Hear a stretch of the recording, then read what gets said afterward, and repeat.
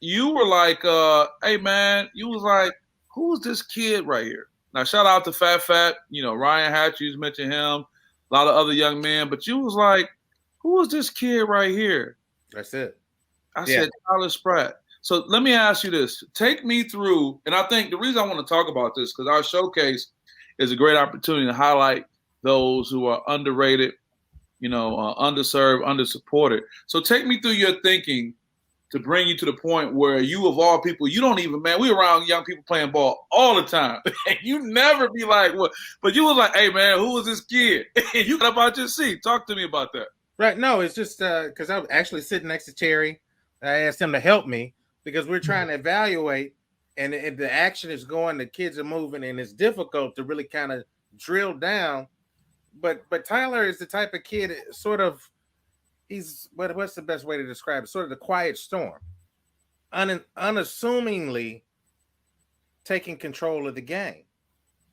I mean, it was just impressive to me. It was just the point that he found his way to the ball, and he just took care of business quietly, not flashy.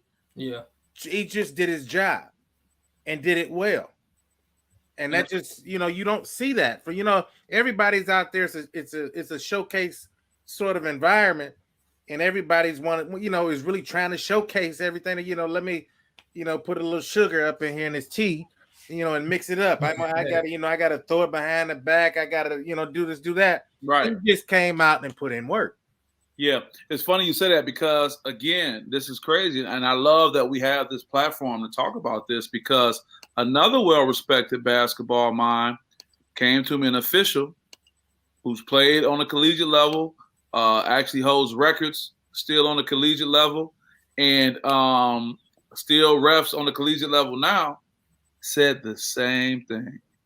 We were sitting there, and she was like, who's that kid down there? And she pointed all the way across to the other side of the gym. And he was sitting there. And by that time, you had already hit me up. Oh, so I already knew. I'm like, oh, my God, they loving Tyler. I was like, Tyler Spratt. So what she said about him was dope. She said he was playing so good, he was getting beat up on and didn't even look to me to get the call. Mm-hmm. So she was kind of testing him like, all right, because what does that say? So many kids want to bail out. So many kids want to look to the ref, Terry, and be like, oh, man, I hope they can give me a call. And so she purposely just kind of looked for that, and he never did. So the kid is working out. That's Tyler Spratt, class of 2024. He's over at North Farmington High School. I'm just telling people, it's kids like him that I'm proud to be associated with, and I'm glad that we have a platform. And then if you look at any of the interviews that he does, I don't like to use the term well-spoken when we talk about young African-American men because, hell, we all can do that well, but he's a young, God-fearing young man. He draws you in. He has a personality, and kind of like to Orlando's point, he's not out there trying to put sugar in the tea. And it's always kind of refreshing. You got to see him as well as others, Terry. You got to interview a lot of players. Tell me what your take was on the Tyler Spratt as you and Orlando sat there. No, I really loved the game. I liked it because the team he was on, they were going against a team that was like really well put together. On accident, everyone's kind of going on different teams. Hey, listen, when we were counting off a couple times, I was like, no, you can't go there. You can't. Hey, yeah. It was almost like super team forming. I didn't want that to happen. It was really cool. So, I mean, obviously, watching him bring the ball up the court because that's what his team needed. I mean, he's not a natural point guard, but he's a very good wing that can score at will. And it was cool to see him because knowing that coming in, I'm like, okay, he's asked to run the point. He doesn't look like he wants to. He wants to get to his wing and get his buckets up. But it was really cool seeing him get other people involved, hitting that knockdown three-pointer that he was hitting. I think he hit like 4 threes the first game.